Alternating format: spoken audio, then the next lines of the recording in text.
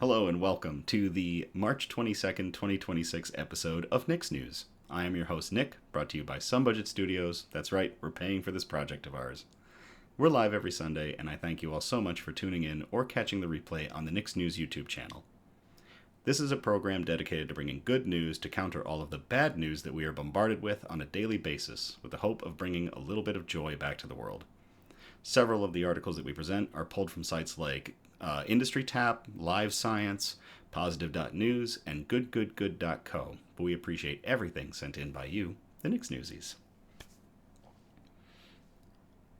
Hello, everybody.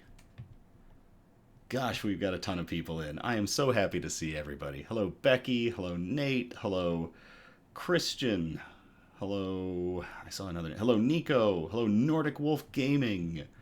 This is really cool. Hello, Will. Gosh, I am so happy to see you all tonight. And hello to producer Donna. Hi.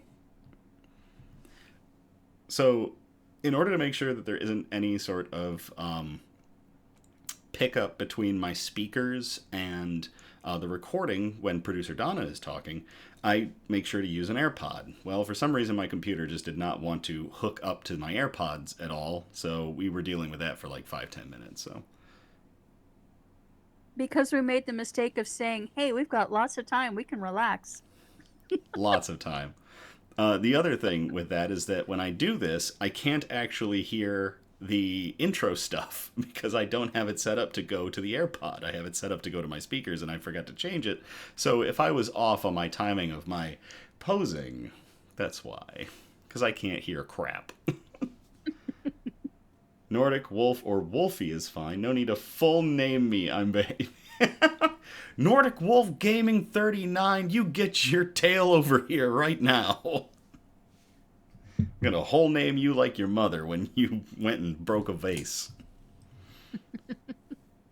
Alright, so tonight is a special broadcast. Tonight is going to be the first Chat and Chill of 2026. That's right, a Chat and Chill episode. We do these quarterly. 2 weeks ago we had our Cool News episode, so tonight is going to be our Chat and Chill for the first quarter of 2026. It's going to be fun. It's going to be an hour of chatting, chilling, drinking, and answering questions that y'all have presented to us. Speaking of the drinking... Cursing at Facebook. And cursing at Facebook, yes. Dang you, Meta. You are just worthless. Why are you one of the platforms that we have to use to spread good news? I mean, it's a powerful platform Because to they own spread everything. There's also that. Yes, they just own everything. Jerks. Can y'all hear producer Donna just fine? I know there's a slight delay, but I wanted to make sure that that is coming through. No, that's fine, because it gives me a chance to get this post finished. Okay. If Meta will actually catch up and do its freaking job. No, it won't. But everybody can hear us. It won't. Hey, Julie. Hey, Julie. All right. So News Brew. Speaking of that drinking aspect, the News Brew for tonight. We're going to explore beer from another part of the world this whole month. With March's news brews all coming from Kyodo Shoji Coedo Brewery that is located in Kawagoe-shi, Saitama, Japan. The third of these brews is Marihana.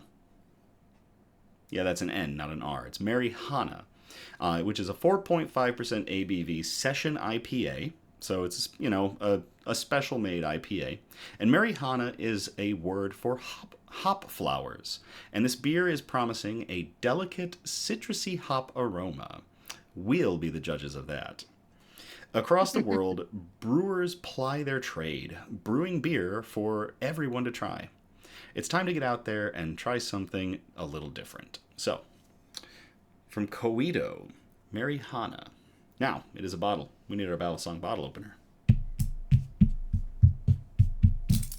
There it is. Getting better at this because we got bottles again. We had so many cans for so long.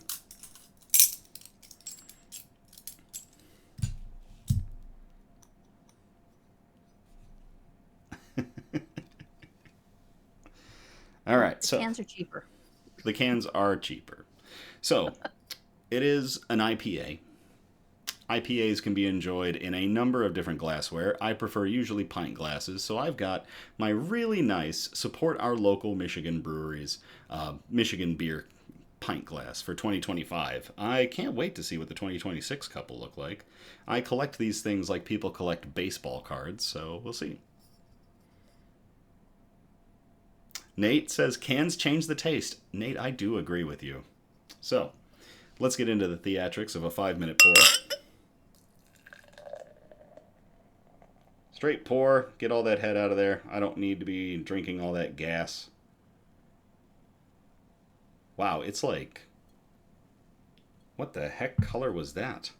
It looked like it was pouring clear. It's just got a little bit of yellow to it. I think the camera's actually accenting how much yellow that is, because it's actually really fair. And the head on it is like white as could be. It's like neon white. Aw, Castle that is one neon. is really pale, isn't it? Yeah, it's a very pale IPA. Very pale session.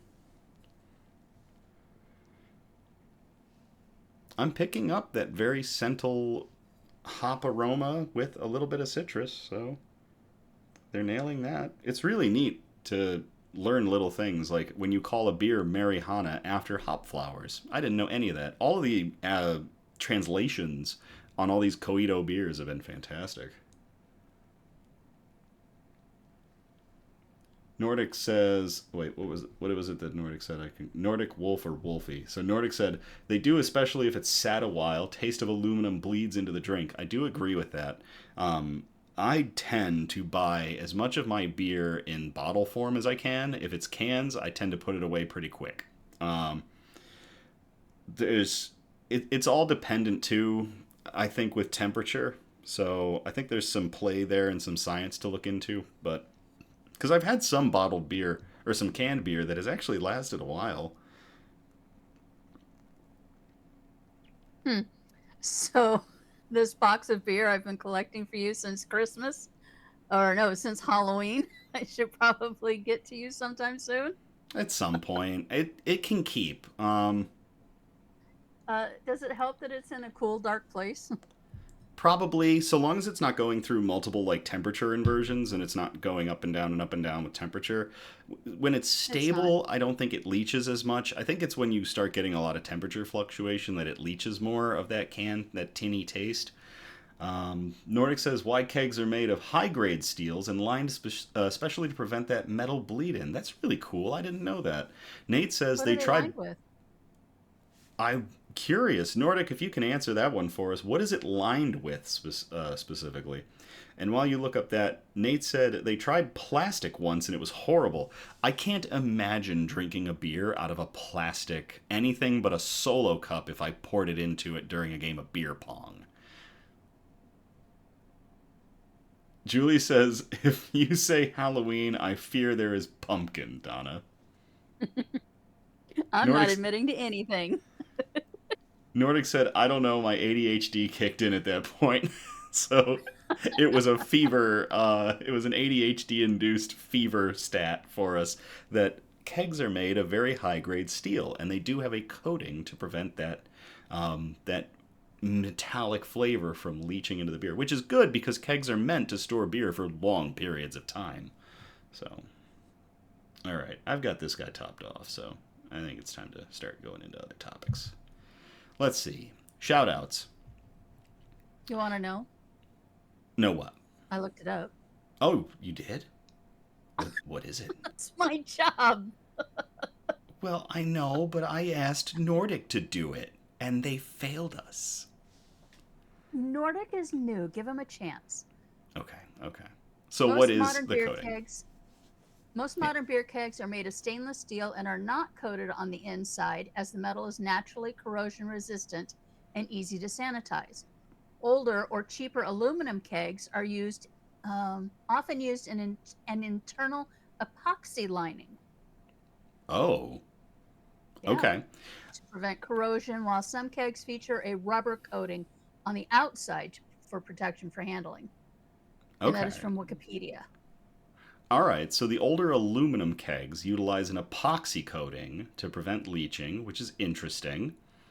But that kind of makes sense with stainless steel because I've worked with that material a bit in my time, and the corrosion resistance of stainless steel is a well sought after quality of it. So if that can double as a preventative of that of leaching, that's really cool.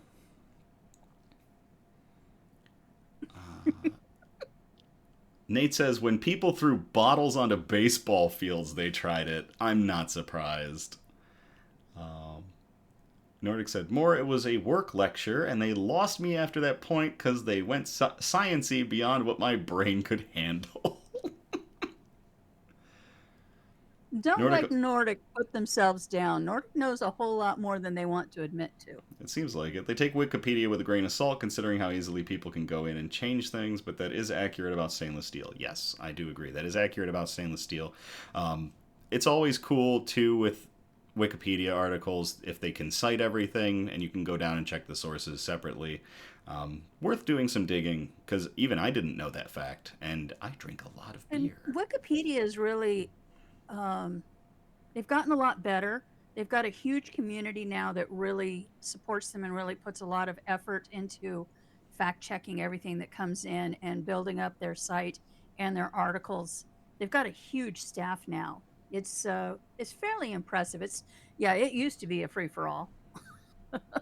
I actually heard a Wikipedia editing thing the other day. I was listening to the podcast Once We Were Spacemen with Alan Tudyk and Nathan Fillion. And they were talking about how, I believe it was Nathan had a meeting with the Fox executive that had been one of the voices that had canceled Firefly. And this executive was upset about the fact that they would go into Wikipedia and that line that they canceled Firefly was on their Wikipedia. And they went and removed it. And 3 days later, I think Nathan said, it popped right back in and the moderators had put it in. And then he did it a couple times and they kept putting it back in. Mm-hmm. So basically nailing that person as the killer of Firefly. Julie says, AKA Wash. Yeah. Julie says, AKA Wash and Malcolm Reynolds. Yep. Nordic says, I know random weird things like strange state laws that make zero sense. Nate says, yeah, he has to own that. If you cancel something as beloved a show as Firefly, like, yeah, that's going to be on your Wikipedia till you die. Becky says, I love Alan Tudyk. He is so funny. And yes, Nico just said what they were talking about on Once We Were Spacemen. There's going to be a Firefly animated show on Disney Plus this fall. I am looking forward to it. I am waiting to see how it goes. Disney's got a major opportunity here to let these guys handle it and make it pure and beautiful and an absolute fan bliss moment, or they have the opportunity to completely mainstream it and ruin it. So the cool thing to that point, two things. Nico mentioned it's going to take place between the show and the movie, and Nordic said it's the OG cast, and that's correct. It is the entire OG cast. Nathan Fillion actually writing it. Nathan, the cast is, and the writer from one of the shows that Nathan Fillion was on. I'm trying to remember. He dropped all the names at a con just recently, and they have full control over it. Disney does not have control over it. They're just going to be distributing it. Good. Okay, there's absolute hope for it then, because, I mean, you take a look at Disney's. I don't want to start a war here, but you take a look at their Star Wars shows. Some of them are really good, have got really good solid writing, and others, Bruce, settle please. Others are just, oh God, cringy, so cringy. And it's hard to trust Disney these days. That's true.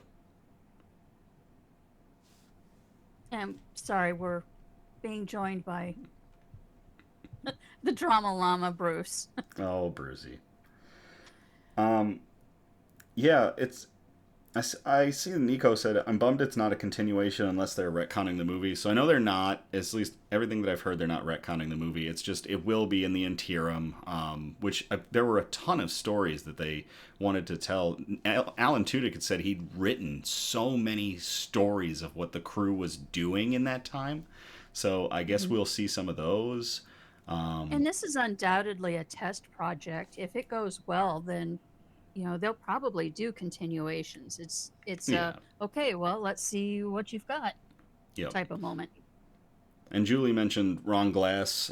Shepard Book did pass away, sadly.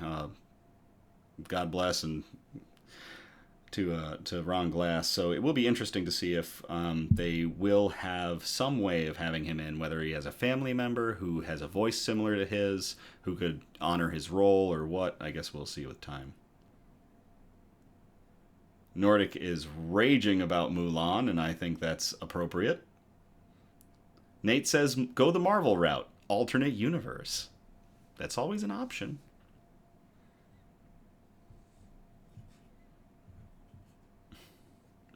Nordic says, We'll no. see. I'm not gonna. I want to see what they do. Yeah. It sounds like it's got some major potential. And now that Bruce, will you please stop falling off the table? Okay, settle down. Settle. Thank you. Thank you. Okay. Sorry. He's very large and not. Dex is a dump stat for this cat. It's with the crew doing it. It's got major potential, and I'm a lot more excited about it now than I was, 10 minutes ago. So we'll see. I'm looking forward to it. Speaking of podcasts, did you know that I'm part of a podcast team? Check out DAINIME, the Daikaiju and Anime Podcast. My friend T, myself, and other friends discuss, review, and reflect on giant monsters and Japanese animation. If you love kaiju movies and anime, it is definitely the podcast for you. Check out the links in the description below. The beer is interesting. Becky and Nate both asked me, how's the beer? It's definitely a session IPA. And right now I still don't think it's about time to be drinking these, but I wanted to work through these 4 different beers that I picked up from the Asian market that I was at in Chicago. And it's got a little bit more of the hop bitterness than I expected, but the citrus is there and it's kind of refreshing. So I think they nailed what they were looking for with this one.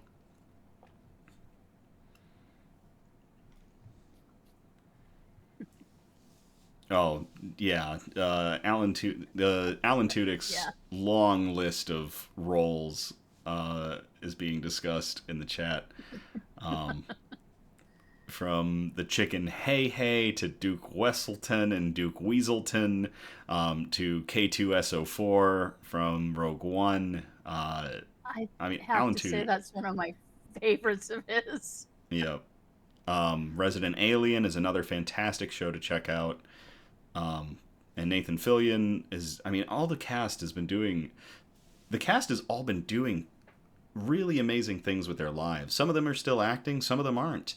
And they're just living their lives, and it's really cool. Like, if you, I would say check out, I will also say check out Once We Were Spacemen, because they've had most of the cast of Firefly on as guests to talk about what they're up to right now, and it is really cool to hear what each of them have been doing since Serenity. So it was really neat to hear from all of them. Nordic says, "Hey Hey is my spirit animal on so many days." I think a lot of us feel like that chicken lately, at least, just Today's the screaming. Hey Hey versus the Ocean Day, and today is Hey Yeah, Hey can't eat day. And right. Smacking his head into the board and having to be moved over to actually peck at food. Oh, News quote. Okay, see if you can get through the rest of the intro. Yeah, we're so close. We're almost through the intro. News quote. I have learned that to be with those... Wait. This one reads a little weird, so bear with me. And really think about this one. I have learned that to be with those I like is enough. That quote comes from Walter Whitman Jr., better known as Walt Whitman, who lived from 1819 to 1892 and was an American poet, essayist, and journalist, often called the father of free verse.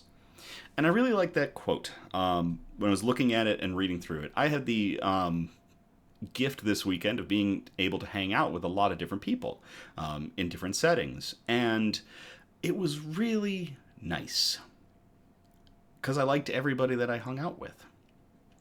And where I am in my life right now, it's really important to choose to hang out with people that I like. Very positive people, very uplifting people, which helps me stay positive. I try to be a very positive person at all times. And sometimes I don't succeed, but especially when I'm surrounded by positive people, it is a lot easier to remain positive. And it is all people I like. So I have learned that to be with those I like is enough. To Walt Whitman. Cheers. And it's a lot more rewarding than spending, 2 or 3 extra hours at work getting overtime. You gotta spend time making your heart happy. Yep. Bug update. I'm not going to lie. I'm really happy for very quiet weeks here in the bug room where nothing is going on. Nothing out of the ordinary to report. Ripley is over there. Got a cricket this morning, and I tried to get some really cool pictures of it, but she is super sensitive to vibration, so she got away before I could get some really good pictures. But if you're not afraid of spider-like animals and you want to see the pictures I did get, check out our Instagram on Tuesday. The Cuddle Puddle, my collection of Madagascar hissing cockroaches, they're doing great, but Black Tom and Tony the Tiger, the two big males that I have, are just fighting constantly over control of the band. So, it's a turf war. It's a battle for who wants to be head lyricist, or head singer. I guess we'll find out who wins. Little John and Sue are pretty chill. They've been chilling in their burrows. Little John still comes out quite a bit, so it's all good. A couple of my dubia roaches got their wings. They grew into adult males. They look pretty neat. I'll get some pictures of them. But otherwise, it's pretty chill in here. And I'm happy with that. Nate says, that's fitting today where everyone spends too much time battling. We don't have to battle. Live and let live. Enjoy your people. I like that.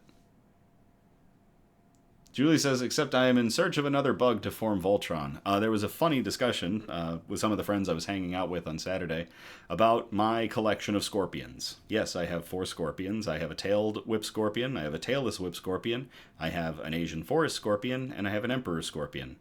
And they were discussing if I picked up a 5th scorpion, would they be able to form Voltron? I have loved Voltron my entire life. I remember, I would think I was in Massachusetts, was the first time ever I saw an episode of Voltron on my aunt's TV, and it was like mind-blowing. I fell in love with Voltron, and so yeah, if I pick up a 5th scorpion, can they make Voltron? The problem with that is that if I pick up a 5th scorpion, it's probably going to be one of the scorpions that I don't possess, which is, at this point, a very venomous one. And I think that's not a risk I'm willing to take. Plus, one of the scorpions you currently have is a predator for 2 of your others, so... That is true. I don't think that's going to work out real well either. I don't think so either, so... I won't be picking up a 5th scorpion to make Voltron out of scorpions. You're going to end up with an empty Voltron suit. Ugh, no. It's terrible. And a very happy Elmira. Yeah, because Elmira's going to eat all of them. Nico says, Except I loved Ripley. it too. She'll just scuttle away. Yeah, Ripley can get away from Elmira, no problem. All right. So that gets us out of the intro, and now we're into stuff and things. So how about that stuff and things? It was stuff and things and other things and more stuff. I believe we have some questions that people sent in, Donna. We do. You Oh want to start boy. in on them, or do you want to hit up our resident audience first? Let's do a question. Let's see what we've got for tonight. Okay. Our first one is from Jesse. Okay. You guys see so much bad news while looking for good things to share. What self-care do you practice to keep from burning out? Is this a self-care? I don't think that's one I It want is to for admit. you. It's not. No, this is not Oh, self-care. no, I didn't mean the beer. I was gonna joke low-key alcoholism. And the chat lights me up. Nate, he drinks. Julie, beer.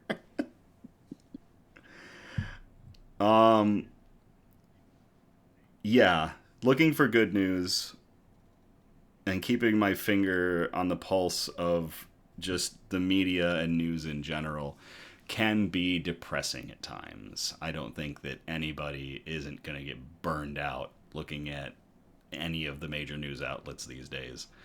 I think my recharge is definitely this, and interaction with good people. I think I get pretty amped up just being around people that don't necessarily even have to be like-minded, but so long as we're all out for positive things, that's enough. So, yeah, I think hanging out with the right people is my recharge and helps me get through all the bad news. I'm the opposite. Oh, Mine is to step back and isolate. So I'll go into Minecraft and I will ignore chat. I will ignore everything and just create. And that's my recharge. Or, a craft project or something like that. Go out and play in the dirt if I've got, a good sunny day. Creating and like that by myself is my recharge when I need to just empty all the crap out of my brain and chill. that's a good one. Julie said, correction, filling my passport. So I've got a hop passport. Check those out. It's half off your first 2 drinks at all of the locations in it. And like Michigan has, I think, like 277 locations in their book. So yeah, I go around filling that thing out. Nate says, so I have to say, by design, major news networks' goal is to rile you up. All of them. That is why shows like this are critical. The money is to amplify, but the heart's cure is this. Thanks, buddy. Thank you very much, Nate. I appreciate that. And you're right. We You're right. we really are striving to be the counter to the bad news. Like in everything we do, in all of our content, we're trying to just have good stuff, funny stuff, or interesting stuff. Well, I think too part of it is that news used to be neutral. It would just present the information. And it's gotten so far away from that since the mid 80s that news is now a commodity and they want to elicit the reaction from you instead of just giving you information. They need that reaction from you. Their sponsors want that reaction and all of that. So I mean, having a chill, a news show like ours where we present something that if it's going to incite a reaction, we want it to be a happy dopamine hit rather than the, oh my God, now what sort of Right. thing. Hence, like the "I'm not crying, you're crying" articles and things like that. Right. So, But even when we hit those, it's not a sad cry. It's a, wow, no. people are so awesome, or I really needed that type of Right. cry. Exactly. Nico echoed Exactly. Nico echoed what you were saying, Donna. Yep, I read a study recently where rage content keeps people tuned in. It's a bummer. Yeah, and that all started in the '90s with shows like Jackass and what's his name? Oh, Lord. The Radio Shock Jock. Which one? Howard Stern? Um, yeah, Howard Stern, the original. Mm. You know,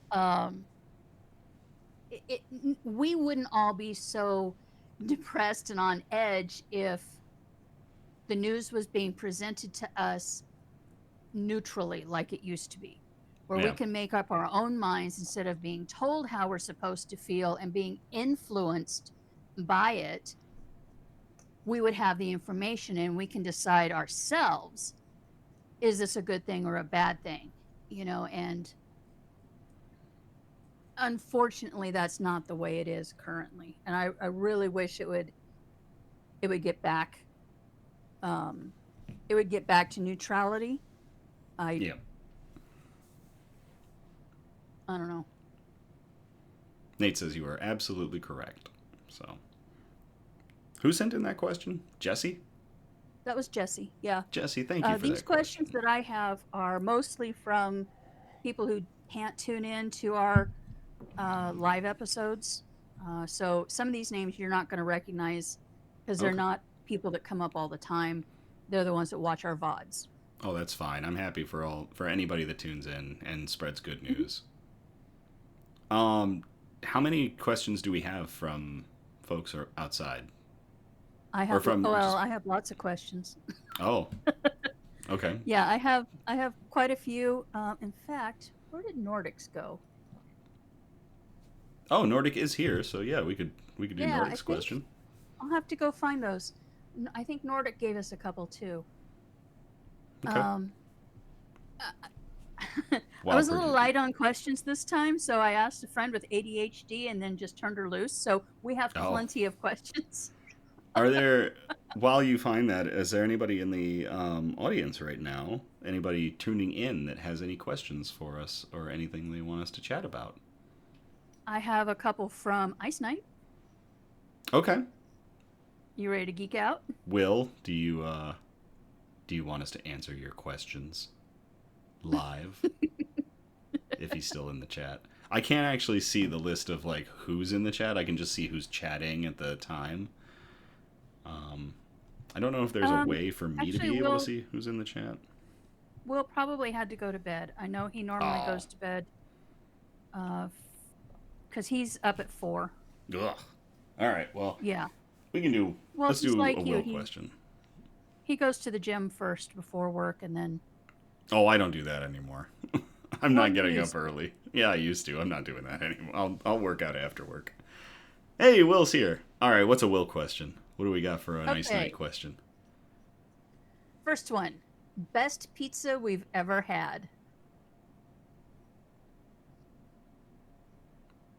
I have a story to go with that one. Well, go for it. I'm with some friends at a convention, at an anime convention in Detroit, and we had been partying all day, so we were in a specific frame of mind that comes from partying all day, and we were just wandering by the GM building in downtown Detroit, and at one point, a scooter went flying into the river. And then we found a pizza place. I thought we were going into someone's house, the way this place looked. I have never been able to find this place again since that day, but we went into this pizza joint that was out of this world. They had like pictures of celebrities that had visited on the walls, and the pizza was fantastic. And I remember that despite my partied self, I remember that pizza was like a spicy meat pizza that was just out of this world. It was like a hot honey meat pizza, and it was fantastic. And I wish I had a photographic memory and could walk my path to find that place again, because it was wild.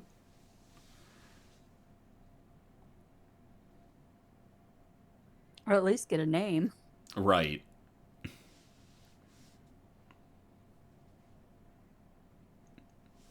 What's your favorite pizza that you've had? Unfortunately, mine, they're not open anymore. It was a small mom and pop place in Mount Shasta, California. And it was, God, what was the pizza we had? It was one of their house specials, and it was, instead of marinara, it was a creamy garlic sauce with pepperoni, tomatoes, and sour cream. And I was kind of, what? Sour cream on pizza? But okay. It was so good. It was so good. It doesn't make sense in the brain, but it was really good. All right. That homemade crust, it was a nice mom and pop place. Nothing was, out of a box or a can. It was really good. Very nice. Very cool. Will, thank you very much for sending in that question. Cheers. He's got another one if you want. Well, I was going to ask if there's anybody in the chat that has a burning question they'd love to ask us. By all means, throw it out there. I want to alternate. I want to mingle. We all want to chat. We all want to chill. Nordic's talking about having hairline fractures, which that sounds terrible. I think Nordic got in a fight with their car and a fence and didn't win. Nordic also said, I stumbled upon a Fey food place. I went through a Fey ring, and managed to wind up in Narnia. Nate said, Glenside Pub in Muskegon. Glenside Pub is fantastic. There are a ton of really good, pizza places around here. It's just that weird, alternate dimension pizza place that we found that night was exactly what it needed to be. Nate wants to go to Narnia. I'm pretty sure a lot of us do.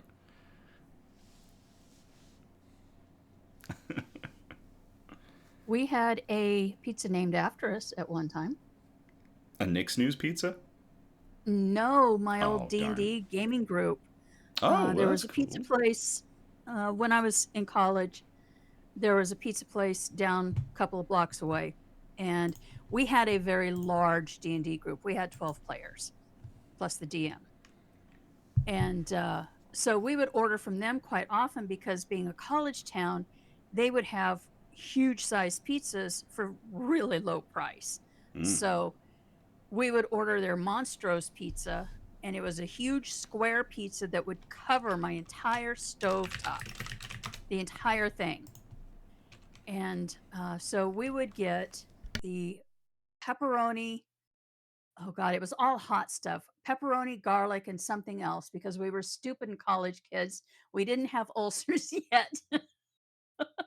We all had cast iron stomachs and we're trying to outdo each other for the hottest things we could eat. So they named this pizza the Geek House Dragonfire Pizza. Or Dragon Breath Pizza. That sounds so awesome. It was pepperoni. It was a spicy sausage. I don't know how familiar you are with Hispanic foods, but they do I've had a few in my time. A pickled carrot that is extremely spicy. And that was on top, plus so much garlic. There's forget romance for 2 weeks if you've eating this pizza. And it was awesome. That was a fun memory from college. Nice. Julie asked, do I know any good pizza places near them? Julie, you've got, it looks like PJ's Pizza and Slice, potentially the Village Inn Pizza Parlor, Florentine Sports Lounge. Those are all in your area. And I'd say try those. I don't think I've been to any of them. I've been to a Florentine's, actually. I've been to a Florentine's. It's pretty good. Crust 54. Oh, man. Nate busting out Crust 54 on us. Hey, Dirty Rogue. Garlic is measured with insanity. Nordic, I measure garlic with my soul. Yep, garlic is measured with your heart, and you are absolutely right, Rogue. And yeah, you're right too, Wolf. Yeah. There's no way I could handle it now. Right. Nordic asked, favorite clutch dice roll? Oh, man. Favorite clutch dice roll? I have been in a ton of games.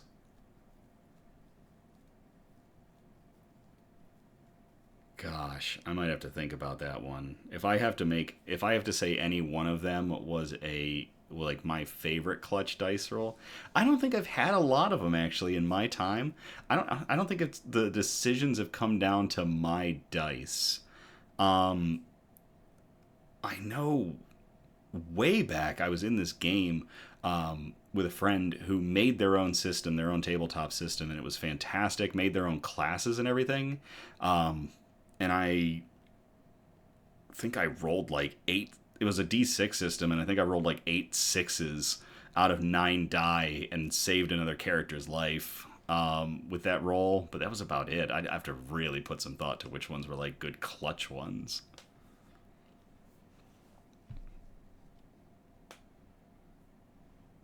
I made a fireball damage roll once with all but 1 max. So it was 1 short of max damage. Nice. Dirty Rogue brought up one of the first games that Dirty Rogue ran. I did roll 3 nat 20s in a row, which was pretty solid. It might have come in clutch for a few things. That was a long while ago. Gosh. It's a good question, Nordic. Thank you very much for asking that question.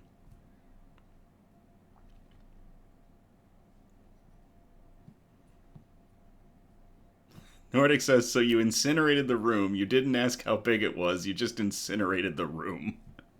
Yep. Oh, I remember too. It was awesome because I was playing this little kobold. In fact, you know this kobold. Oh, I do know this kobold. This was the origin of bait. Oh, gosh, it's bait. This was the origin of bait. We'd walked in and we were going up against these pirates. And we walked in, we were sneaking, and a whole bunch of them were asleep in this cave. And the DM started measuring out the cave and telling us exactly how big it was. And I got all of them. Every single one. The fighter and the barbarian are up in the front going, yeah, okay, there's a lot of them, but we can do this. And the little tiny kobold walks up and goes, nah, I got this. Whoosh. Nothing but ash.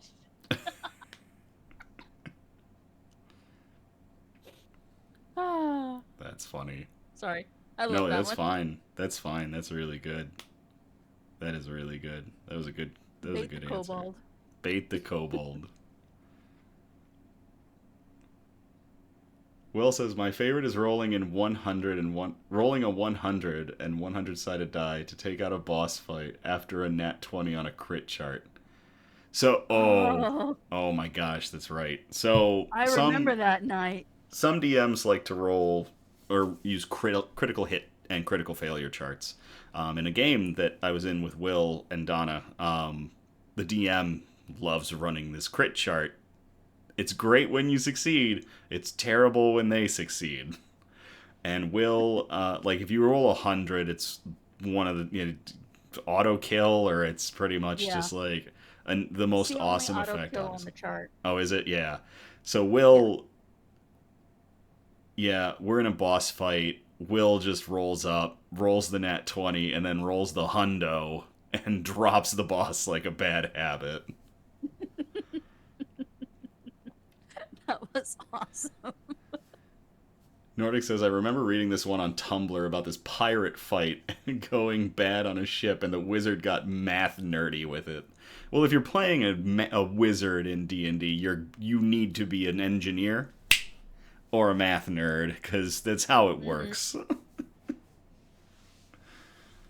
Yeah, especially when That's a good question. some of the fun spells go around corners and stuff. Right.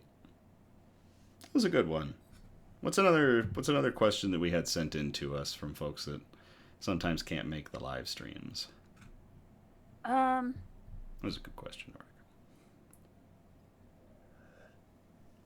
What's the most bugs Nick has ever owned? Oh, gosh. Are you kidding me? At one point, I probably had, like, at least for all of 48 hours, I had upwards of, like, 140 mantises. Oh, yeah. Before they Highlandered you. Yeah. So, so when I was keeping mantises, I had 2 females at one time, and both of them put down egg cases within like a day of one another, and I was like, that's not going to be good, because I had actually made sure that both of those females were mated. I had gone and found males and had mated them, and then had gotten the males out and let them go off to go find more women. So I was pretty sure that those egg cases were going to be what's the word I'm thinking of? Jeez. They were going to be viable. And so I came home one day, and I had the tanks side by side, and I could just see little things running around, and I'm like, 2 of the egg cases hatched almost simultaneously and were full. And so I had over 100 baby mantises at one time, and I'm like, well, that's a problem.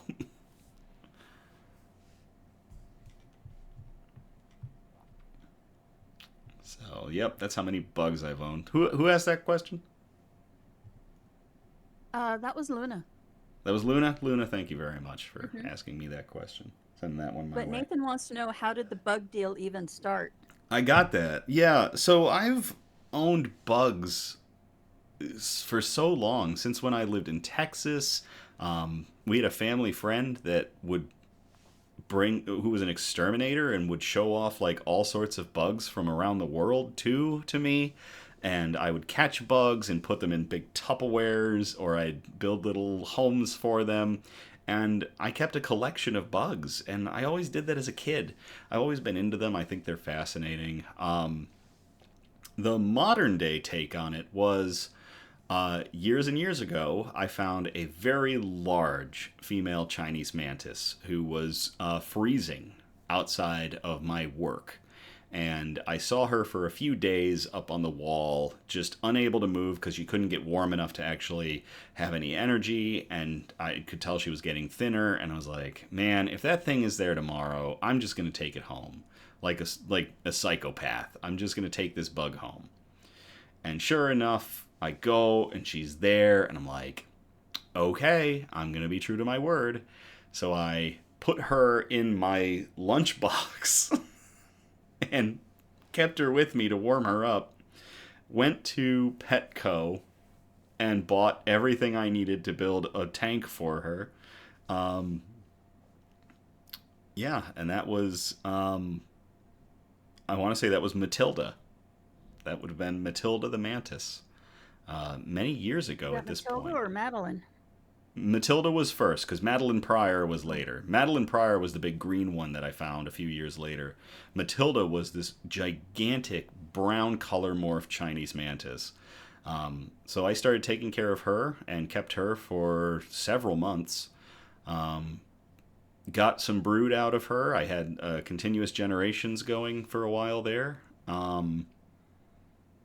It all really came about because where I was at the time had a massive payment increase if I had a pet. So I didn't have a dog or a cat, and I wasn't home enough because I was working all the time. So I thought, I'll keep a bug. It's something that doesn't need as much attention, but it's really cool to watch and observe. And that was about it. And I've had bugs ever since. And right now, even with my new job and having more time, I still don't feel like I have the time to devote to a cat or a dog. So I have more bug. I have 4 scorpions. I've got a small collection of roaches, and I've got all of the feeder bugs as well that I take care of. So when I get a house again, like I have a townhome right now. When I get a house again, I'm going to have a dog for sure. I'll have more time to devote to actually having a dog. So I'll look forward to that. But right now, it's bugs. Thank you for asking that question, Nate.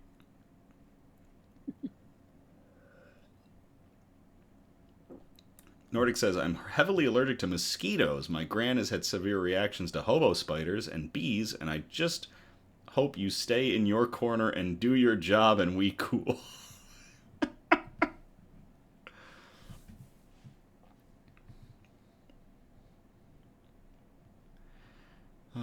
Bugs are not for everybody, but yeah. That was a good question. Ripley's still my favorite. Why? Because Ripley freaks me out at any chance they get? Because Ripley is so H.R. Geiger that it's like Oh yeah. a physical representation of an artist's mind. You know, I don't like everything that Geiger's ever done. I'm not going to say I'm a diehard fan, but Sure. I really respect their work and especially their influence in, you know, Alien and all of that. Yep. But Geiger's got such a unique style, and then to see something like Ripley that is just so much part of that, it makes you wonder if creatures like Ripley were the inspiration, or if I'm just making a connection that hadn't been there originally. But Ripley is just too freaking awesome.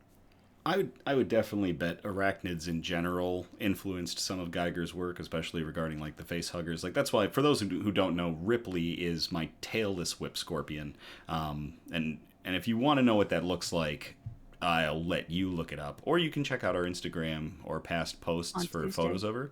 Yeah, on Tuesday there will be a picture of her. It's not the best, but there's other pictures I've posted of her. I don't know. I think this picture you've got coming up on Tuesday really shows off how creepy she is. She's just, I love her to pieces, but she gives I you don't, because shivers. she was retreating when I took that picture, and I know I got a picture of her whole body. And you've got to see her whole body for the scale of the nightmare that is this thing. She's an amblipygid, so it's a tailless whip scorpion, and they are freaky.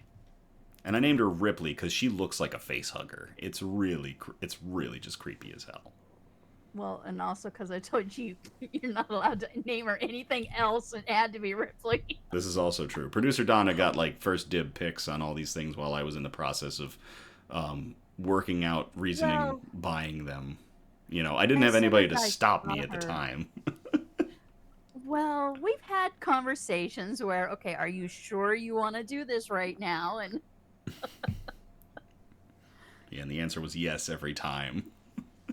well, yeah, but we had serious conversations about it. This wasn't impulse. true. It's never you getting a new bug is never an impulse buy, and that's one of the reasons why I don't throw a fit or give you any shit about it when you get another one. It's because you have already done the research. You already know what you want, you know. And when you send me a message going, so excited, they have one in. I've been looking for this for years. Well, fuck yeah, I get it.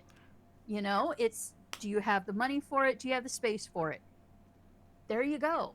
You know, that's all I need to know, because I know you are an excellent pet parent.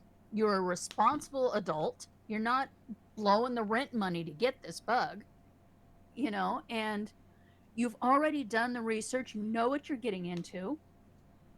Yeah, I Yep. don't have a.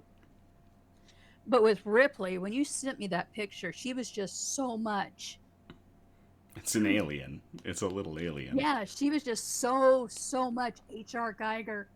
I could not handle it. She was awesome. Yep. Nate asks a really A really interesting personal question to me. Most impactful LARP character in your entire history at this point. For example, for the really old school Corbin, what is yours and why? So I do LARP. I go to a couple of different LARPs. Right now, the two major ones I'm doing are Waypoint and Haven. Nate was there for the first time I ever LARPed when I played a character named Danny. And we became partners in crime pretty fast. Most impactful, though, is probably actually the character that I just retired from Waypoint. Nico says, yay, Danamoth. But actually, I think the most impactful character I've ever had, almost 20 years I've been LARPing. And really the most impactful was a character that I just retired named Nero. Nero was a ton of fun for me to play because when I make a character for LARP, I try to take an aspect of myself and I ramp it up to 1,000,000. And with Nero, it was really my charisma and my strength of personality. And what that ended up with was I was leading the town. I became the mayor of the town. And so I was leading the town on plots and into battle and coordinating information and was really helping to run things and try to make things better and bring everybody that we have. And Waypoint has a huge player base. It is wild how many players there are. And a big part of it was just bringing everyone together. And I found that I had a knack for it. But I also realized alongside my co-mayor, Cassidy, who's a Nick's newsie, that kind of stuff, like sometimes you can become too controlling and too overbearing. So we both hung up our roles as mayor and vice mayor to let the town begin to flourish on its own without us and without this kind of firm hand that we had. And it was so rewarding and so impactful to get to play that character alongside so many amazing role players at Waypoint. So it definitely was Nero. And yes, that right there. Nate just said, absolute power corrupts absolutely.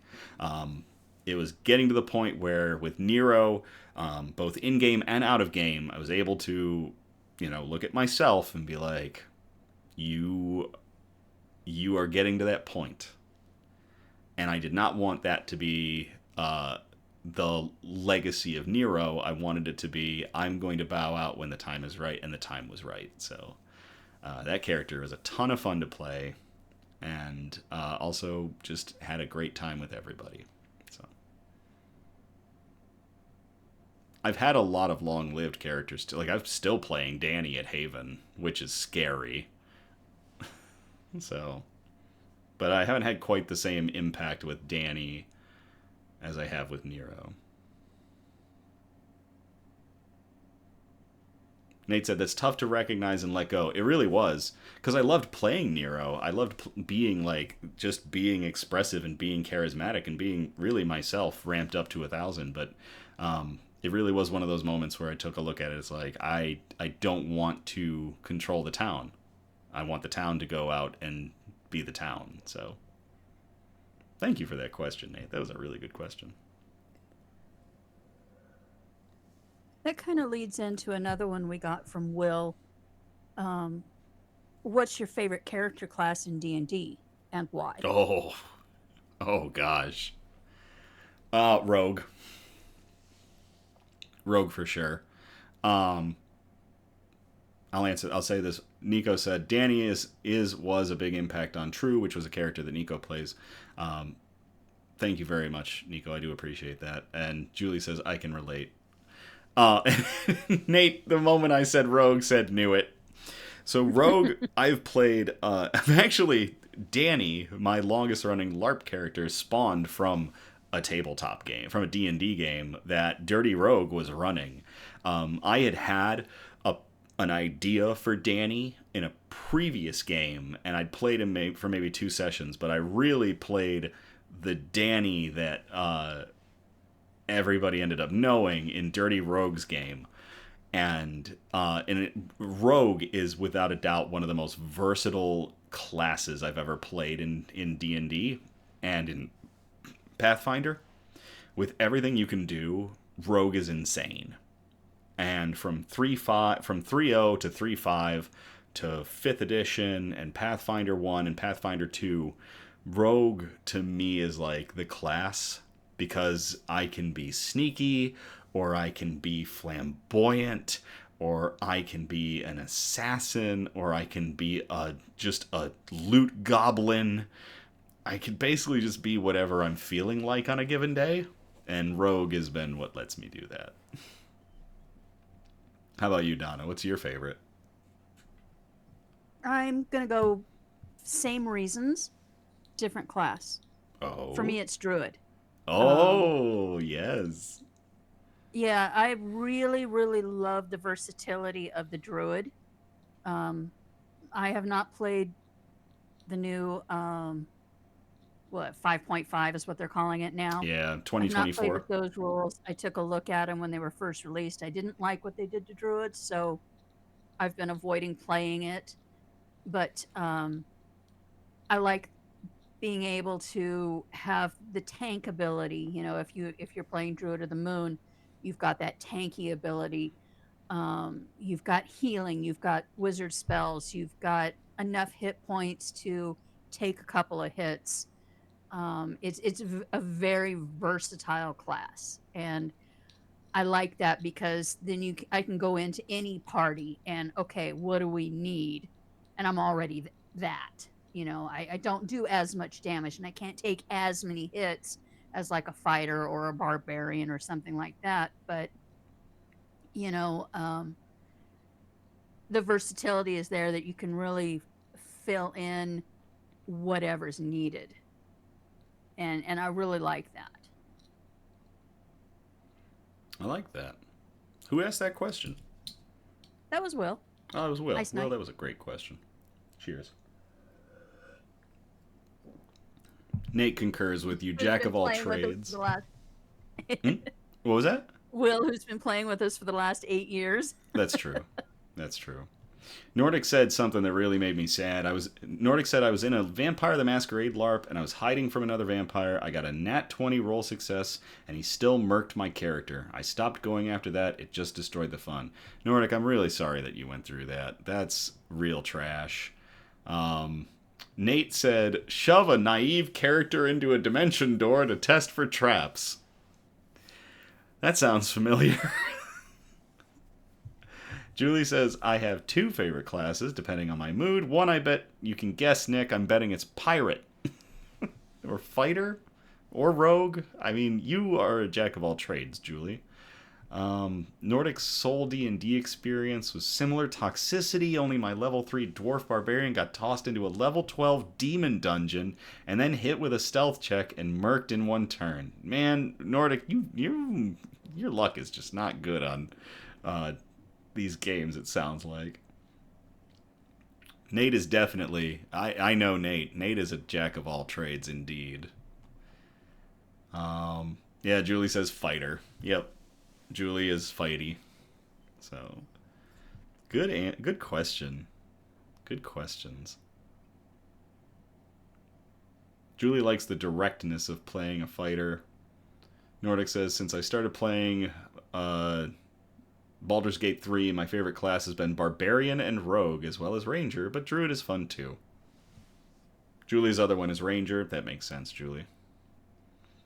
Fighter used to be my favorite until 5th edition came around, and it may have been before this because I skipped several of the editions. Sure. But when now they force you to choose a subclass, and I don't like that with fighter. Oh, yeah, that's understandable. I I don't want to do any of this stuff. I just want to be a fighter, you know. Right. And some of the the things that were a base class feature are now you now have to take as a feat instead of um, the level advancements, the ability advancements. So it's fighter's hard for me now. Mm, But yeah, back in second edition when I was playing, fighter was one of my favorites. nice. What class would you be if you had the chance in real life? Same. I would still be druid. Mine I mean, I'm differs. already halfway there. If and we played this out in a game, several of us. Julie says I would Hmm. so be a fighter rogue, aka pirate. So Nate says healer. That's really cool. Um, I am an engineer. I went to school for engineering. I got my degree in engineering. I have my ring for engineering. I would be an artificer. Um, I have so much crazy shit going on in my head for making things. And if I was granted access to magic to do so, I mean, the first thing you're going to see is me walking around in Mjolnir armor. Magical Halo Mjolnir armor. And then it's going to get crazy from there. So, definitely, if I was able to play a class in real life, it would be the Artificer. Specifically, Armor or Artificer. Julie was thinking Artificer for me. Yep. And it wouldn't be 2024 Artificer. It wouldn't be 5.5 Artificer. They neutered the hell out of it. And they didn't have to. I don't know why they decided to go with what they made. It's absolute trash. I would be going with just straight 5th edition Artificer because 5th edition Armorer Artificer was awesome.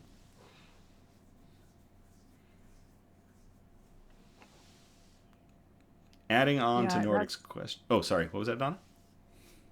yeah, I was just going to agree. That's why I didn't like what they did with druids either. Right. And for that same reason, there was no point, no reason for them to do it.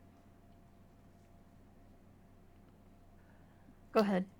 So Dirty Rogue asked, follow-up, species or ancestry?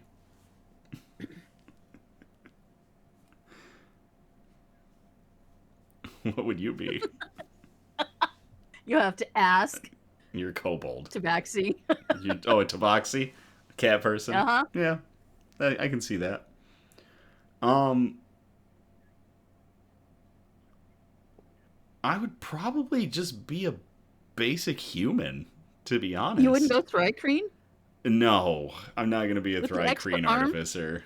No, Oh, I'm not going to be a come bug. on, I that could would be a bug so person. I awesome. wouldn't be a bug person. I'd probably just be a human. I really would just be me, just with magic and making things, which would be terrifying. I think that's enough. I think that's more than enough.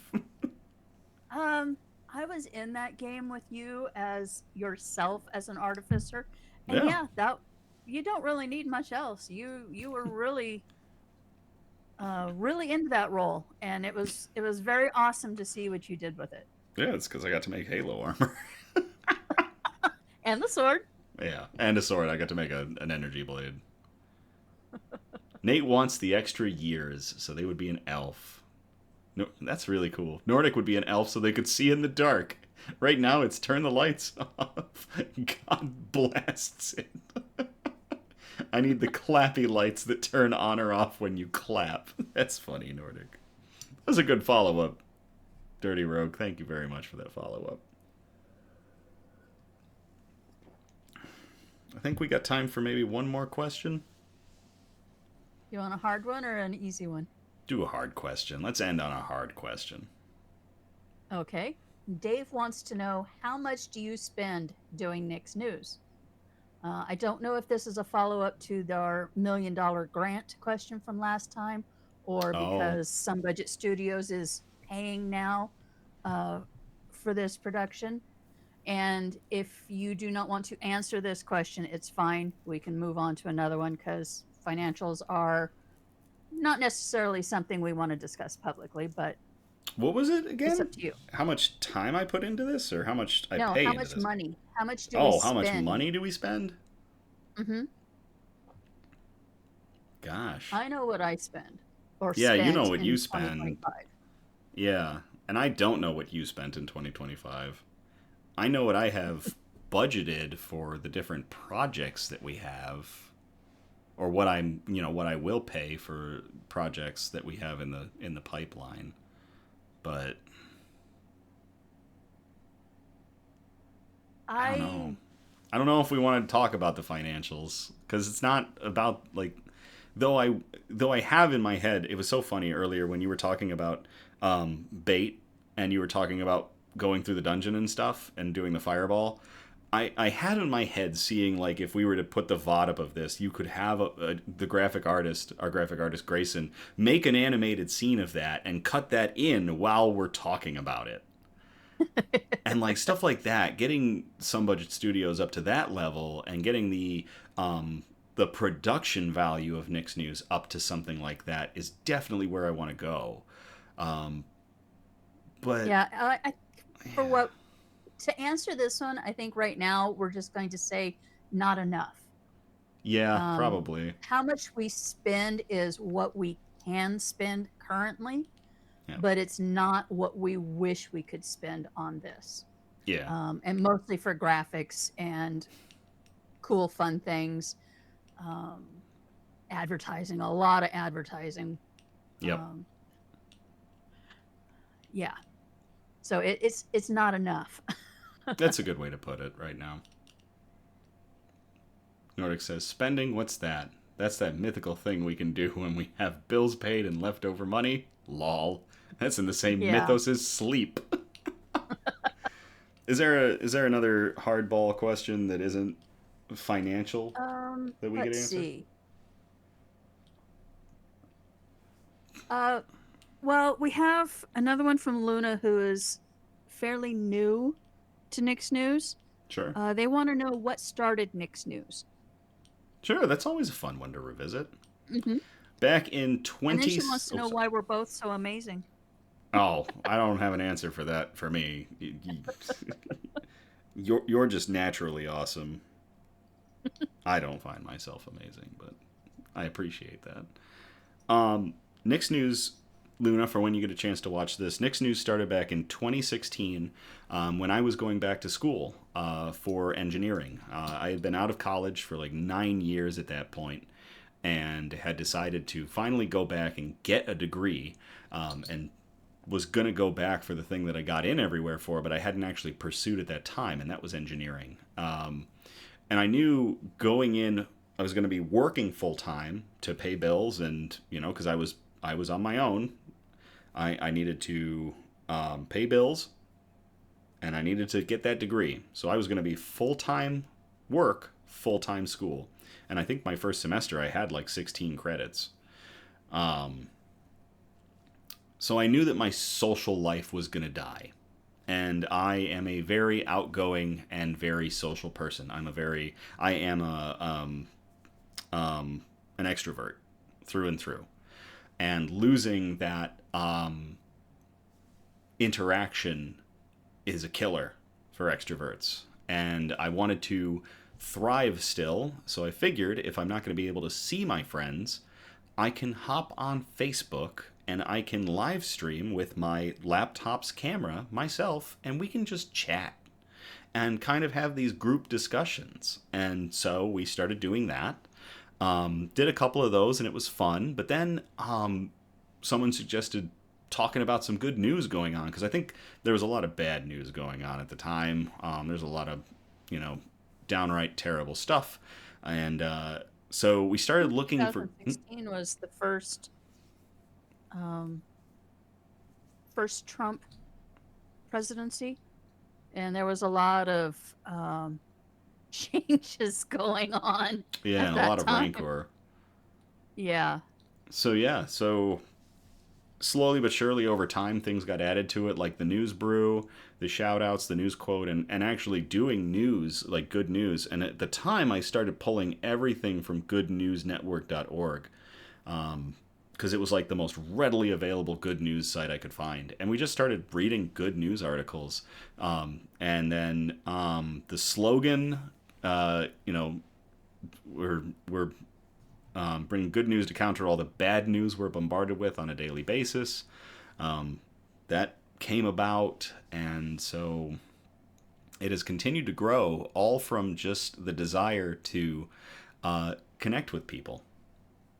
And I think that's, at the end of the day, what good news is all about, is we're just trying to connect with one another and spread good news. So here we are in 2026, still going and still growing, which is really cool.